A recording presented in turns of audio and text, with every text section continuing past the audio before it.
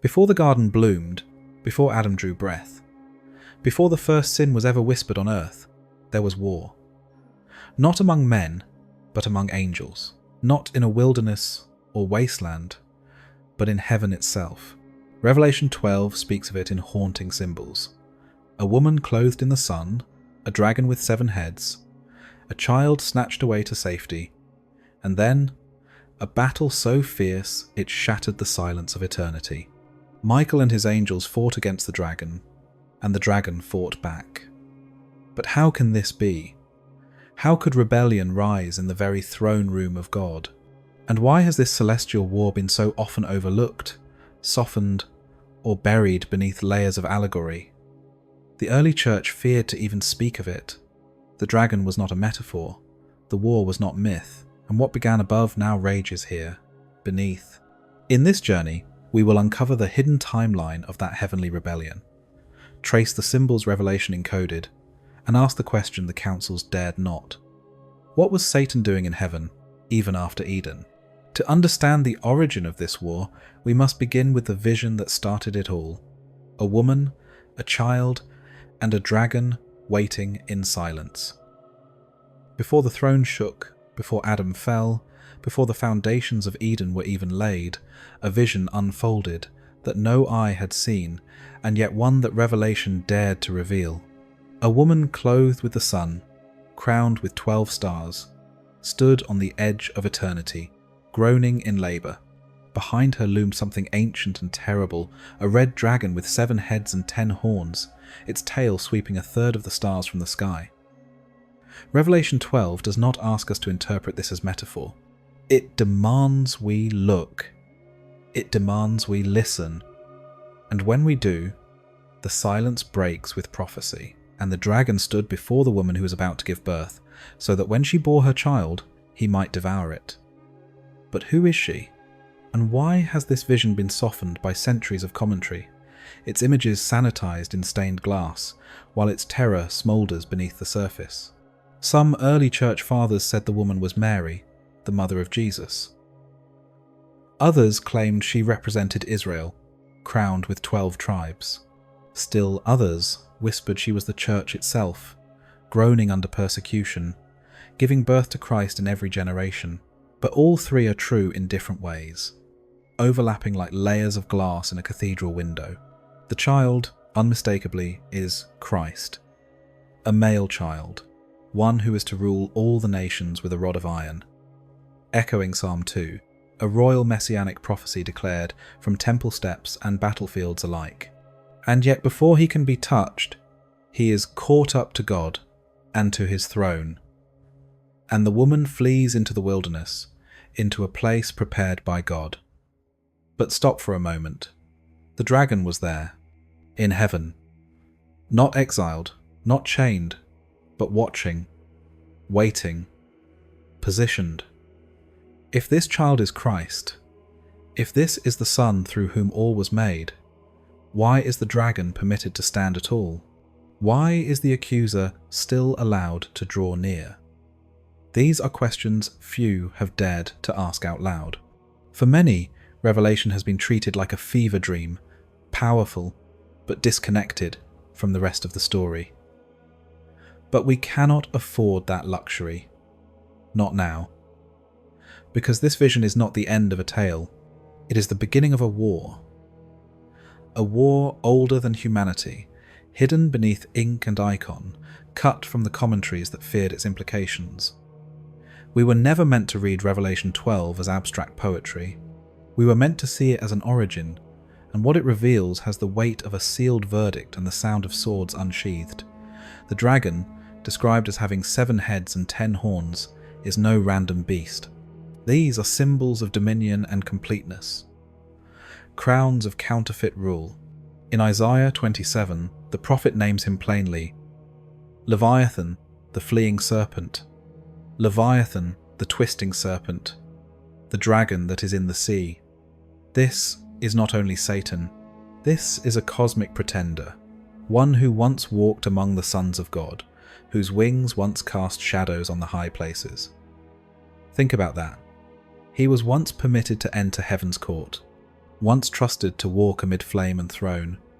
How else could he stand there now? And yet here, in Revelation, he is waiting to destroy, not from below, but from within. This woman, clothed with the sun, stands as the embodiment of divine covenant, light wrapped in flesh. The crown of 12 stars may represent the tribes of Israel, but ancient mystical texts, speculative, not canon, suggest they also mirror the constellations, as if heaven itself aligns with her pain. Some early Jewish writings, preserved in scraps from desert caves, link her radiance to the Shekinah glory that hovered above the ark, veiled yet radiant.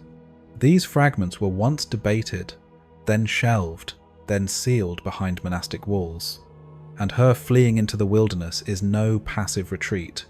It is divine protection, where she is nourished for 1,260 days, the text says, a number soaked in prophetic pattern, echoing Daniel, Elijah, and the days of tribulation, a span of hidden survival.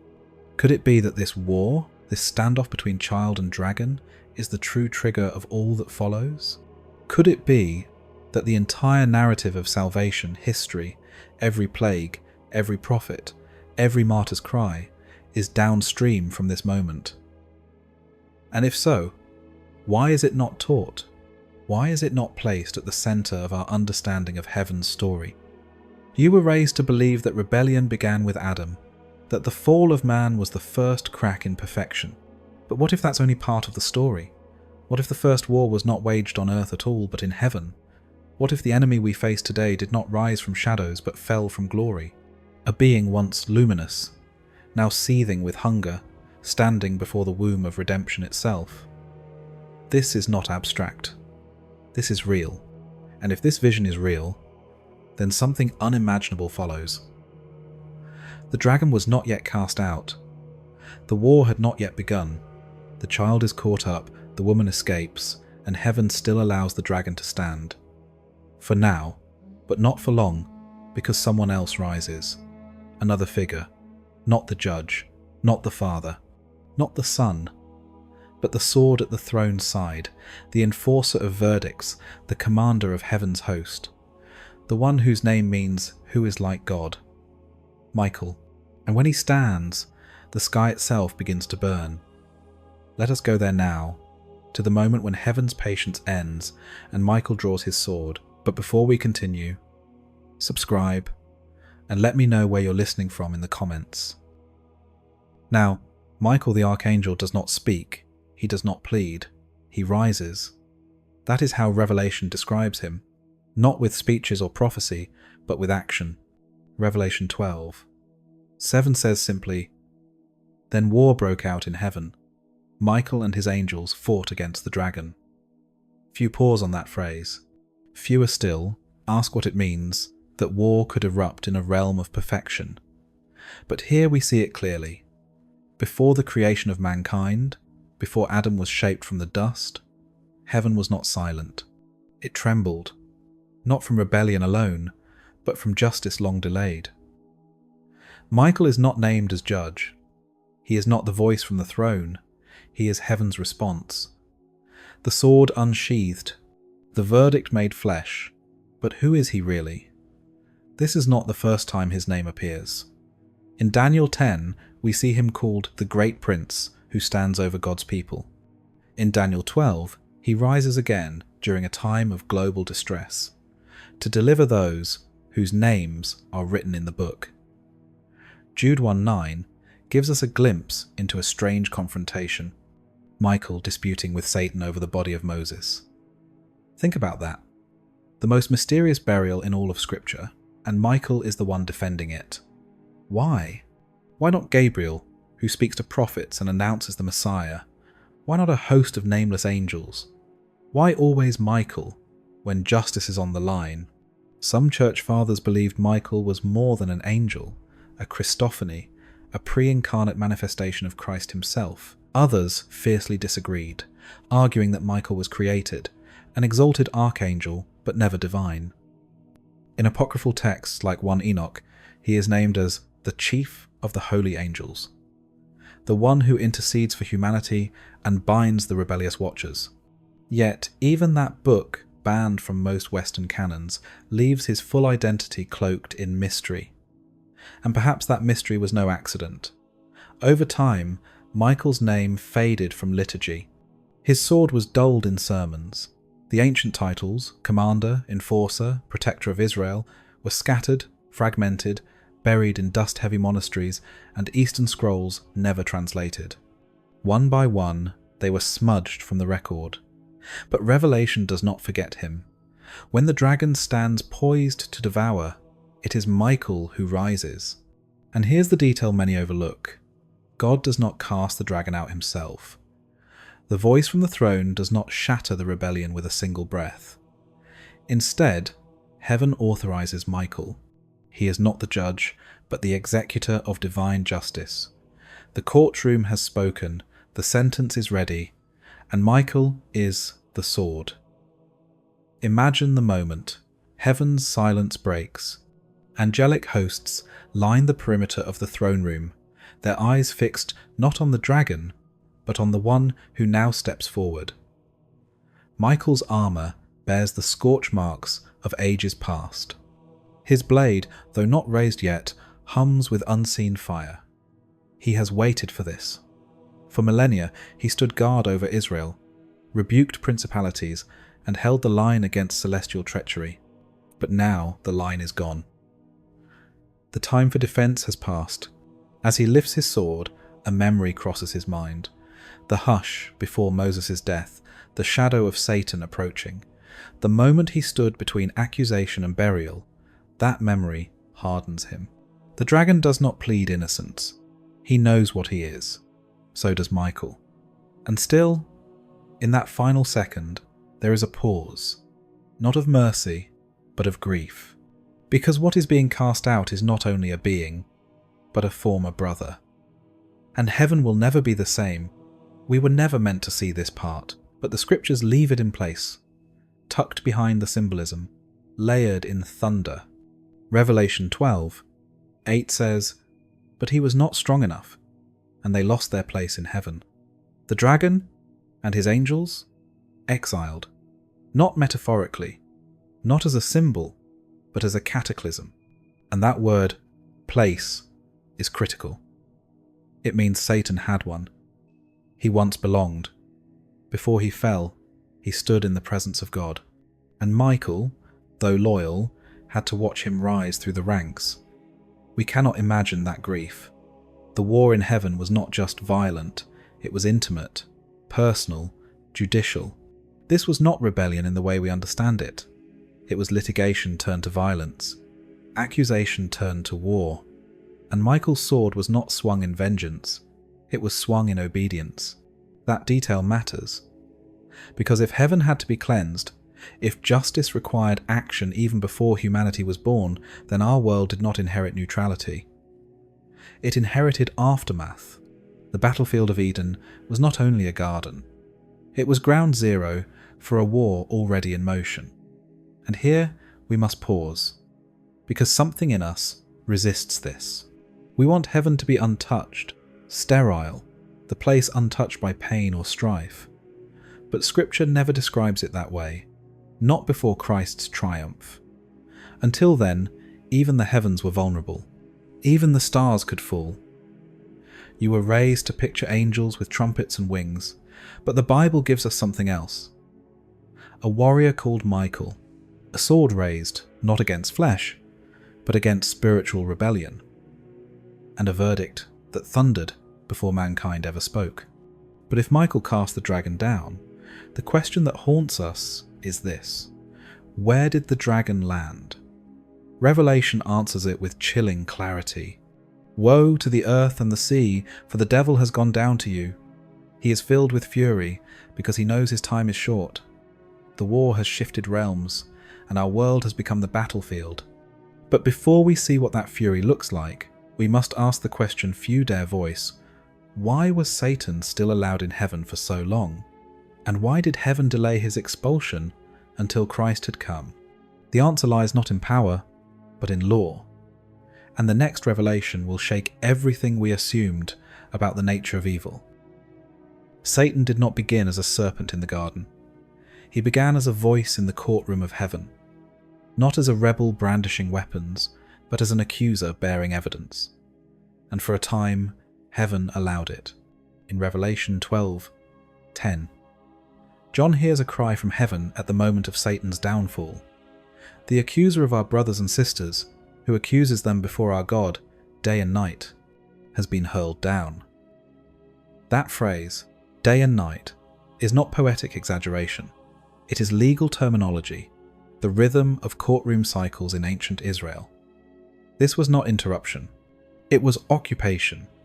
But how could Satan still stand in heaven after Eden, after the fall, after death had entered the world? The answer lies in a role we rarely understand. Satan was the prosecuting angel. He brought charges before God's throne. And so long as guilt remained, his access was lawful. We see this chilling reality most clearly in Job chapter 1. The scene is simple, but devastating. The sons of God, angelic beings, assemble before the Lord, and Satan comes among them. He does not sneak. He is expected. God asks him, "From where have you come?" And Satan replies, "From going to and fro on the earth." The implication is haunting. He is not cast down yet. He travels freely between the realms. And what follows is not a temptation, but a legal challenge. Does Job fear God for nothing? Satan demands. He accuses Job of false piety, of selfish obedience, of being bribed with blessings. And with divine permission, he is allowed to test him. Not as a serpent, but as a legal adversary. The Hebrew word used here is Satan itself, meaning adversary or accuser. Not a name, a title, a function within the divine court. And it appears again in Zechariah 3, where the high priest Joshua stands before the angel of the Lord. Beside him, Satan accuses, not with violence, but with words, not with fire, but with law. And again, he has access. This is where the true horror unfolds, not in the fall of man, but in the silence of heaven while the accusations continue. What kind of court allows the enemy to speak like this? What kind of justice system lets the serpent remain in the throne room? The early church fathers wrestled with this deeply. Some, like Origen, believed Satan retained access because humanity's guilt had not yet been atoned. Others argued that heaven's justice required every accusation be heard until a perfect answer was found. The scrolls of Qumran hint at a cosmic lawsuit unfolding before time itself. But those parchments are brittle, blackened by centuries, fragments of a story the councils later buried. And here is the tragedy. This is the war before the war. It was not fought with swords, but with silence. Not with rebellion, but with accusation. Michael stands in that courtroom too, but he is still. Not out of fear, but obedience. He is the commander of heaven's armies, but until judgment is passed, he cannot act. Imagine it. The dragon speaks, and Michael watches. Every word is legal, every accusation precise, and the courtroom holds its breath. The ancient rabbis believed that the angels trembled when Satan accused. Not because he was powerful, but because he was right. Humanity had sinned, the blood had not yet been spilled, the verdict was not yet rendered, and so the accuser had a case. He had standing, and that standing, that dark legal foothold, is what made him so dangerous. You were never told this. You were taught that Satan fell long before Eden, that he was cast down before humanity drew breath. But the scriptures say otherwise. The accuser still stood, even after Adam, even after Cain, even after Babel. Think about that. The war in heaven had not ended. It had only changed form. And the battlefield was no longer the stars. It was the soul. Can you see it now? Why Michael waited? Why God allowed the enemy to speak? Because if heaven had silenced him without cause, the foundation of justice would have cracked. And God does not rule by tyranny. He rules by truth. And so Satan was heard day and night. And the courtroom held its silence until the day the blood would speak. But the scrolls tell us something else too. Something far older. In the ash-stained margins of burned rabbinic commentary, there is a phrase rarely translated, "Until the sacrifice, the accuser has access." That phrase was scratched out in later copies. But it remains in the earliest fragments. And that fragment tells us the truth. The war was not against sin alone. It was against accusation. It was against guilt, with no ransom. And this is where we return to Michael. The archangel waits not because he is passive, but because he is lawful. He is not permitted to fight until the court gives the word. His sword remains sheathed, but not idle. And when the moment comes, it is not a battle. It is an eviction. The court rules, the blood is applied, and the accuser is cast out. But we are not there yet. Here we remain in that terrible silence, in the moment before judgment. And it leaves us with one final question. If the accuser's words had power only until the sacrifice, then what was the trigger that broke his case forever? What act shattered his standing in the heavenly court? We must go there now, to the moment when a cross was lifted, when the blood was spilled, and heaven, for the first time, fell silent, not in restraint, but in awe. Something changed the moment Christ's blood touched the heavenly altar, not just in the hearts of believers, but in the structure of the cosmos itself. For all the accusations Satan hurled across heaven's court, for all the charges he levelled with perfect timing and terrifying precision, there was one thing he did not see coming: a cross, and not just a symbol of death, but a legal interruption that shattered his standing in the divine courtroom. Revelation 12:11 tells us that the saints overcame the dragon by the blood of the Lamb and the word of their testimony, and they loved not their lives even unto death. But pause for a moment. Why would the blood of Christ be the weapon that overcomes a spiritual being in heaven? Because Satan's authority was never built on force. It was built on legality. And what the blood did was revoke his case. It erased the evidence he once carried. It dissolved the standing he once claimed. It ended his accusations, not by silencing him, but by disproving him. And when his legal ground collapsed, so did his access. This was not a symbolic shift. It was a courtroom verdict, followed by a cosmic purge. In Hebrews 9 and 10, we are told that Christ entered the heavenly sanctuary with his own blood, offering not a shadow like the priests of earth, but the reality. He entered once for all into the holy places, by means of his own blood, thus securing eternal redemption. This moment, this singular offering, is what unravelled the dragon's dominion. He was not cast out because he rebelled harder, he was cast out because the Lamb had prevailed. And suddenly, heaven had no more room for accusation. The scroll was closed, the court adjourned, and the prosecutor found the floor beneath him gone. Imagine that moment, the angels watching as the blood is brought before the altar, not of stone, but of eternity. The silence that falls across the host as the final offering is made, the hush that follows centuries of testimony, centuries of indictment, centuries of waiting for the one thing Satan could not contest. And then, Michael rises. Not in hesitation, not in debate, but in obedience to a verdict already rendered.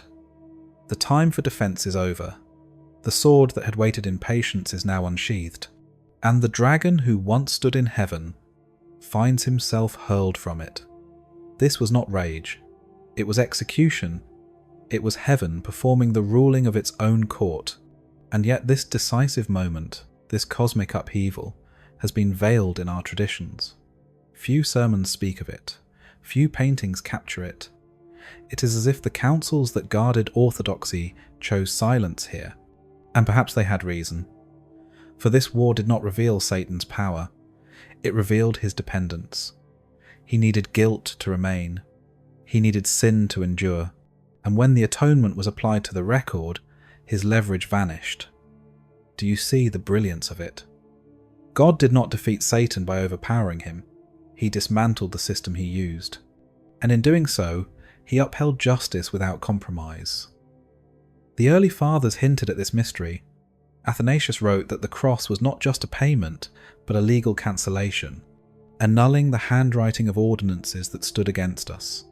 Chrysostom taught that the blood of Christ cried louder than that of Abel, not for vengeance, but for mercy. And the book of Revelation seals it. The blood overcame, the Lamb stood, and the dragon fell. But we were never taught to see this as a war. We were taught to see it as personal salvation, as private redemption. And it is. But it is also more. It is the pivot point of heaven's history.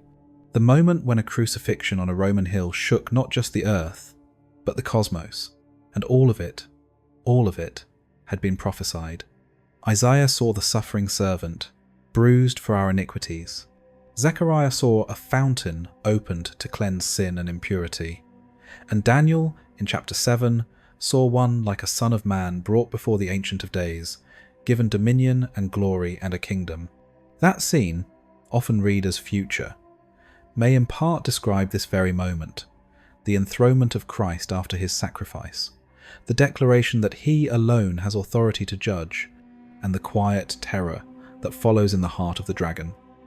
Because now, for the first time in eternity, Satan is without access, without argument, without a case, and so he falls. And here is the tragedy. His rage does not vanish, it intensifies. Revelation 12:12 delivers the warning. Rejoice, O heavens, and you who dwell in them, but woe to you, O earth and sea, for the devil has come down to you in great wrath, because he knows that his time is short. That is the price of victory. Heaven is cleansed. Earth becomes the battleground, and the dragon's fury is no longer legal. It is personal, against the saints, against the church, against every child of the woman who once fled into the wilderness. And still, we miss the weight of this moment, because it happened not with fanfare, but with crucifixion, not with armies, but with nails, and that quiet, scandalous death becomes the turning point of eternity. But here is the question we must now ask. If Satan has been cast down, where did he land? What did he become when heaven closed its gates? The courtroom is silent now, but the battlefield rages on. Let us follow the smoke and fury to the place where the dragon's wrath touches soil, to the realm beneath the stars, to earth. Satan did not fall alone. When he was cast down from heaven, he came with others, angels who had once stood in the light, who had beheld the glory of the Most High, now dragged into the abyss of rebellion. Revelation tells us that the dragon swept a third of the stars from the sky with his tail. In ancient Hebrew thought, stars were often symbols of divine beings, heavenly messengers. This isn't poetic flourish. It is a declaration of catastrophe. A third of heaven's host turned traitor, torn from their places like constellations collapsing, and flung down to the earth. This is not myth. It is consequence. Revelation 12:9 declares it plainly. The great dragon was hurled down, that ancient serpent called the devil, or Satan, who leads the whole world astray. He was hurled to the earth, and his angels with him. This moment is not future tense. It already happened. Heaven has been purged. The battlefield has moved. The dragon, wounded but not yet bound, has been unleashed upon the earth, and the earth has felt it. Ancient Israel trembled under the weight of this fallout. The early church bled under its pressure, and the world today still groans beneath the weight of this exile. But what does it mean for Satan to be cast to earth? The text does not say he disappears, it says he descends, which means his influence is no longer restrained by the protocols of the heavenly courtroom. He is not just a whisper in the throne room, he is a roaring presence among the nations. Revelation 12:12 gives a chilling cry. Woe to the earth and the sea, for the devil has gone down to you. He is filled with fury. because he knows that his time is short. We must ask, what does that fury look like? What shape does it take in the world of men? And perhaps most disturbingly, why are we so rarely told this story in full? Something has been cut from the teaching. In dusty monasteries and forgotten commentaries, some of the earliest church fathers hinted at it. They wrote of the dragon's wrath not as mere temptation, but as systemic violence, imperial power, and the persecution of the saints. Irenaeus warned that the dragon would seek to imitate God's rule through corrupted thrones. Tertullian saw Rome itself as the dragon's instrument. And yet modern theology has grown strangely silent here. We speak of spiritual warfare in personal terms. But what of cosmic strategy? What of the fallout of a war that heaven once contained and then expelled to our realm? We have been told that Satan roams, but Scripture shows us more. He rages. He targets the woman's other offspring, those who keep the commandments of God and hold fast to the testimony of Jesus. The language is not metaphorical, it is military. This is a campaign, not an inconvenience. And if the woman in Revelation 12 is Israel, if the child is Christ, then the rest of her seed is the church, scattered across history, bearing the scars of a war that most do not even know has reached them. You were never meant to see the dragon's fall this clearly.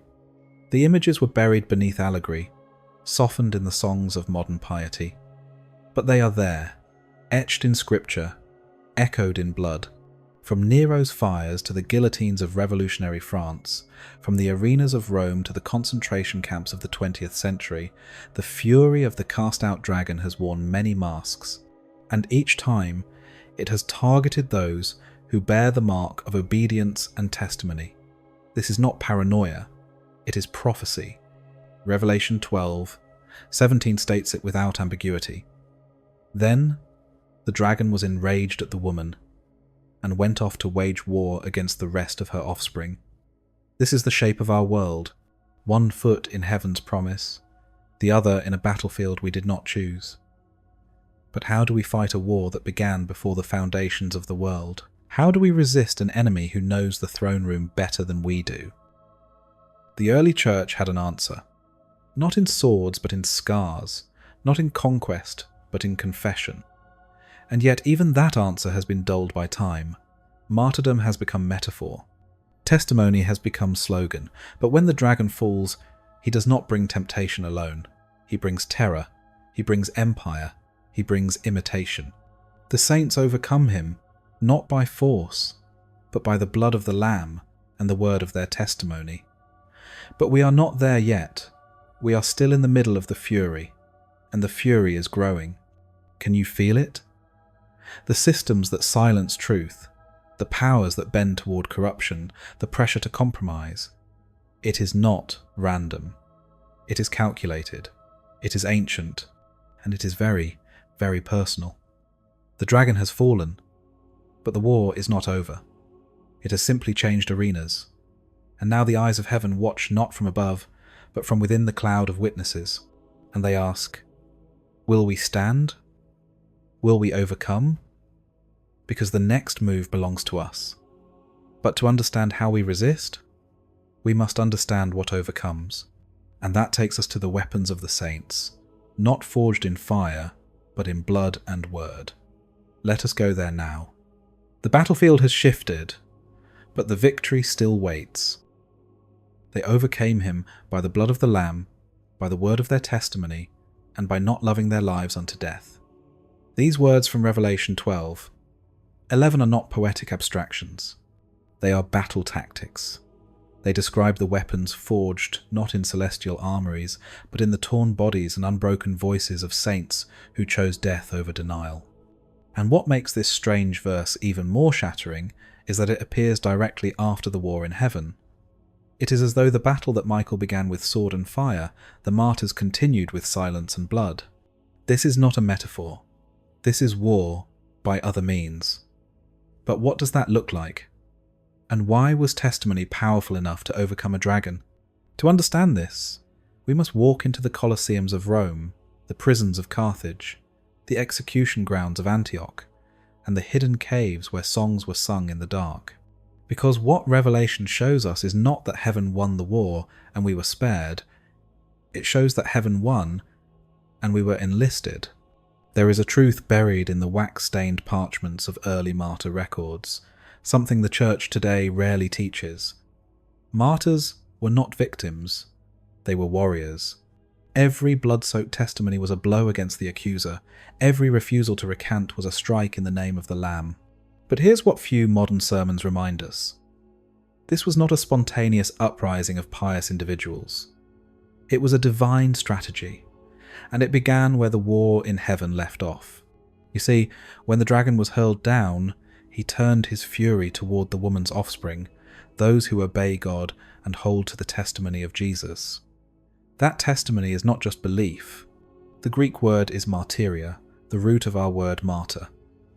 In the early church, the line between bearing witness and shedding blood was razor thin. Think about that. The same testimony that proclaimed the gospel also provoked execution. And yet they spoke anyway. Consider Blandina, a slave girl in 2nd century Lyon, tortured for days, hung on a stake, thrown to wild beasts. Her body was shattered, but her voice held firm. Eyewitnesses wrote that her silence, when she prayed, seemed to terrify the crowds more than her screams ever could. And this was not unique. Polycarp, the aged bishop of Smyrna, stood before the Roman governor, who demanded he curse Christ. 86 years I have served him, he said, and he has done me no wrong. How can I blaspheme my king who saved me?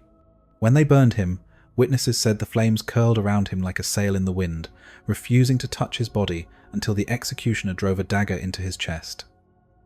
These stories are not legends. They are records, deliberately preserved, copied in secret, and whispered through generations. But this next part was nearly erased. In some early traditions, the martyrs were described not just as imitators of Christ, but as participants in the war that Michael began. One now-lost homily, referenced in fragments by Origen, claimed that the slain ones beneath the altar form the shield wall of heaven. That's not poetic. That's military theology. And it explains something strange about Revelation. Why are the martyrs always shown close to the throne? Why are they given white robes and told to wait until the full number is complete? Could it be that their deaths are not the end, but the continuing judgment against the dragon? You were raised on stories of sacrifice, but were you ever told that your testimony, your loyalty under pressure, your refusal to bend, is a weapon in a cosmic war? That when you speak the truth, even trembling, even afraid, you echo the sword that casts Satan out. Revelation 12 does not say they won by power, by armies, or by influence. It says they overcame him by the blood of the Lamb and the word of their testimony. And those aren't separate things. The blood is the ground of our victory, the testimony is how we wield it. But the final phrase is the most haunting. They did not love their lives, even unto death. In other words, the thing the dragon cannot defeat is a person who has already died in Christ. This is the one strategy that hell cannot counter. What can the deceiver do with someone who values truth more than breath? Who speaks Christ's name louder as the axe is raised? Pause here. Let this disturb you, because we often imagine the war in heaven as concluded. But Revelation shows that it was only relocated, and the front line runs through our lives, through your witness, through your resistance, and the war is not over. There are still saints holding the line in hidden corners of the world, still nameless believers singing through prison bars, still children memorizing verses in secret because their teachers call the gospel treason. This is not history, it is the living present. The dragon still rages, but the pattern has already been given. Michael struck first in heaven, the martyrs strike next on earth. And you, listening now, are implicated. Because this testimony is not just theirs, it is ours. And the war moves forward with every word we dare to speak. But where is the dragon moving next? What does Revelation say about his final strategies before Christ returns? The next vision is not of blood, but of deception. And the enemy's war is no longer fought with fire, it is fought with lies. The war began in heaven, but its final strike will unfold here, on earth. Revelation tells us that after the dragon was cast down, he did not retreat, he did not repent, he turned, enraged, and began a final campaign, not just against the woman who gave birth to the child, but against the rest of her offspring, those who keep the commandments of God and hold to the testimony of Jesus. And then the vision shifts again. In Revelation 13, 2 new figures emerge, one from the sea and one from the land. The first beast rises out of the deep with 10 horns and 7 heads, mirroring the dragon, echoing his power and authority. It is a creature of kingdoms, born from chaos, wearing crowns not of righteousness, but of domination.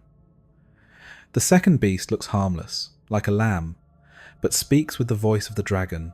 Here is the great imitation. A false Christ, a false prophet, empowered by the same darkness that once stood in heaven's courts. And he causes the world to worship the first beast, enforcing a mark without which no one can buy or sell. Pause and ask yourself, how could such a system take root? What kind of war is this that unfolds not in fire and sword, but in symbols, commerce, persuasion? The early church understood. Irenaeus, writing in the 2nd century, warned that the enemy would not appear monstrous, but familiar. The beast's power is not in brute strength, but in its resemblance to Christ, a healed wound, a death and resurrection parody, signs and wonders meant to mimic holiness, to deceive even the elect if it were possible. And yet, this portion of the vision was rarely preached. Some scribes, in the earliest lectionaries, bracketed it with notes to be read in private. In later centuries, scholars speculated that John's language about the beast was not metaphor at all, but encoded warning. Hidden in his Greek were numerals, names, clues that the beast was both a system and a man. But over time, even those whispers were dulled. Think about that. How many sermons have you heard about Christ's love? But how few about the imitation that stands in his place, demanding allegiance with a gentle voice and a cruel hand. You were never meant to see this clearly, but now you must, because we are living in the age between descent and judgment. The dragon has been cast down, but he is not idle. He empowers counterfeit systems, mirrored thrones, deceptive prophets. He does not roar, he whispers. Through ideology, through technology, through false peace, through the promise of safety that comes with a mark. And he wages this war not through bloodshed alone, but through forgetfulness, hoping we would forget the war began in heaven at all. But Scripture remembers, and Revelation's vision, once buried in smoky margins, tells us how the faithful overcome. They do not draw swords, they do not hide, they hold fast, by the blood of the Lamb, by the word of their testimony, and by not loving their lives even unto death. The dragon's rage is real, but so is heaven's promise. Michael is not finished. Daniel 12 tells us that at the time of the end, Michael will rise again, not only as the archangel of judgment, but as the guardian of all who are written in the book. Could this war be nearing its end? Is the imitation drawing its final breath before judgment descends? Some ancient fragments, found in desert monasteries and not part of the canon, hinted at one final conflict, a cry from heaven that would shatter all veils and strip the beast bare. Whether these whispers hold truth or not, the canon itself leaves no ambiguity. The dragon's time is short, his wrath is great, but his defeat is sealed. Christ has already triumphed. The Lamb who was slain stands atop Zion, with his name upon the foreheads of the redeemed, and every deception, every false miracle, every system of control will collapse before the brightness of his coming. So ask yourself, where do you stand?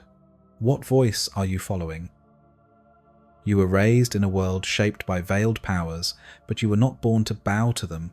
We were born into a battlefield, and our endurance is not passive. It is prophetic. It is resistance through faith, through worship, through unwavering allegiance to the one true King. And soon, the angel who hurled the dragon from heaven will rise again, not to fight, but to stand beside the King as judgment begins. Here is where we live now, not before the war, but within its final echoes. But this is not cause for fear, it is cause for hope, because the same blood that cast down the dragon is the blood that covers us. The same testimony that silenced the accuser is the testimony now placed in our mouths. And the same Michael who fought then will rise again when the Son returns to judge the nations. This story is not about fear of the enemy. It is about reverence for the King who rules even when the enemy prowls. Christ did not just defeat sin.